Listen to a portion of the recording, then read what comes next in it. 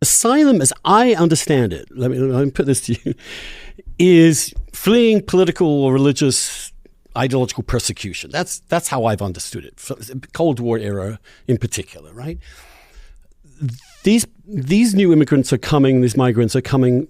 They're coming from Mexico, which is not a totalitarian state. They're not being persecuted there, although they do want to move on to the United States.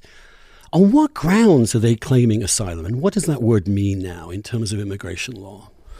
Well, this really cuts to the heart of the dysfunction in our immigration system and what's going on at the border, right? We're effectively using our asylum system as a labor importation system. Right. In the absence of some kind of agreement in Congress on, ways to bring in labor, address the labor shortages that we have, to find the workers that companies need, we have people using the asylum system and a certain degree of government complicity in this process.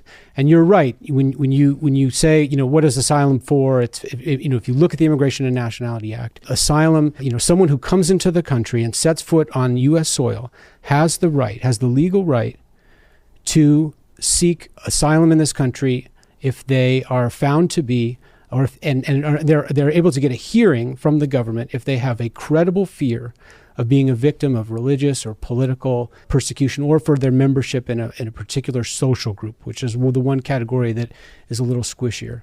But in general, yes, that is what this process is reserved for. Now, what's going on is that all of these people who are entering the country across the border, who are being taken into custody, they are stating effectively a fear of harm if returned to their home countries.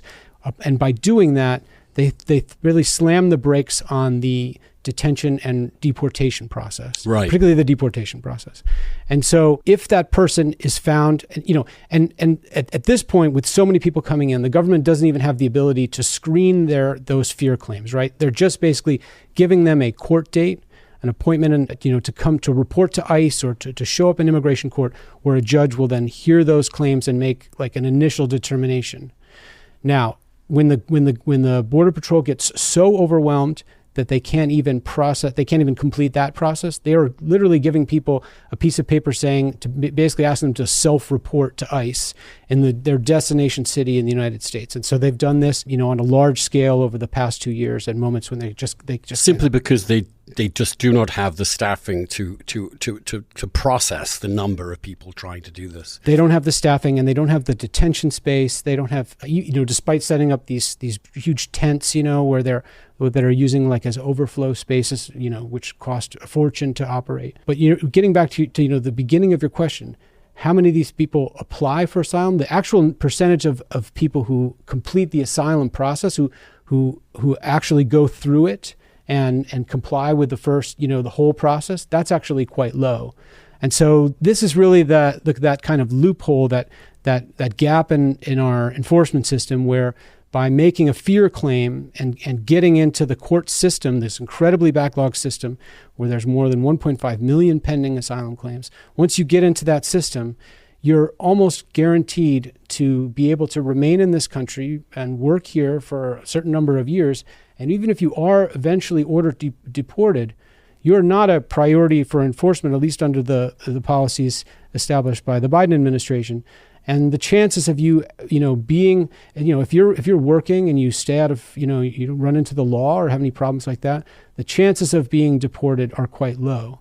And this is why, when you ask about the administration saying the border is closed, that's really, I see that as just sort of a messaging campaign and an attempt and a kind of signaling for the U.S. population. But that's not how migrants are making the decision to invest in migration, right? Because migration is an investment. It costs a lot of money to hire a smuggler, to pay the bribes that you need to get into the United States. So if you're making that investment, it's like a rational calculation. Is this a good time to go or not? And you're going to make that decision based upon what your friends and your family members, probably in the United States, are telling you, not what the government is saying. Right.